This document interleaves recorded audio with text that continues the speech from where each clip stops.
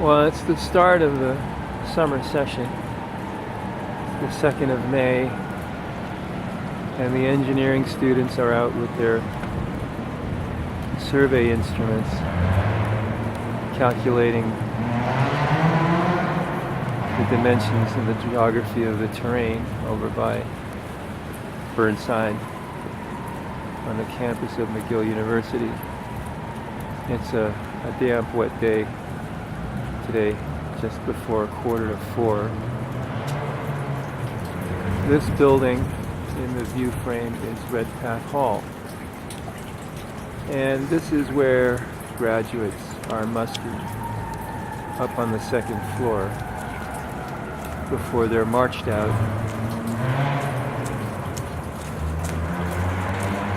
through that doorway over there and along this roadway past the Redpath Library and down into this green space area, which is generally a playing field most of the time. And the university erects a big tent, more or less where the very large discolored brown patch is at the present time. But Redpath Hall is significant in this instance because a book sale is held here in the fall. I didn't know that. I'm not sure how long it's been held here, but I noticed that it was held here last fall, and it was held for an entire week. And if it had been held here for a while, I would assume that not D. David would have attended and would be familiar with Redpath Hall. I actually attended myself, and I bought some books. I bought a book by Thomas Merton, the great Cistercian monk of the second half of the 20th century. And I asked one of the volunteers if they knew of not D. David, and the individual stated that he did not, but he had heard of him. So it might be that not D. David, in order to avoid a confrontation with me and to avoid being ejected from the campus, has absented itself from both the Concordia campus and the McGill campus during the intervals when these book sales are held.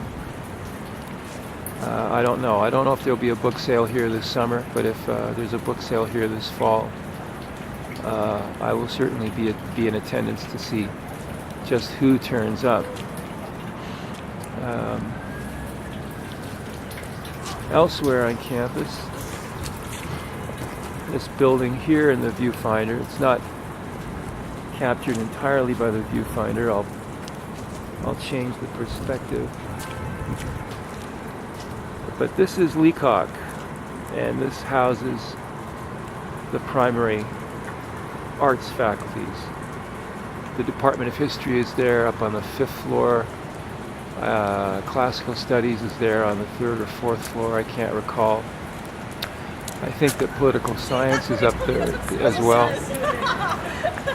And this building is significant because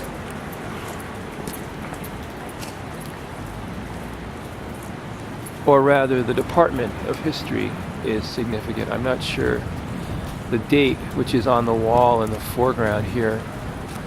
I think it reads 1976. I recall being told that Proctor D. Dorothy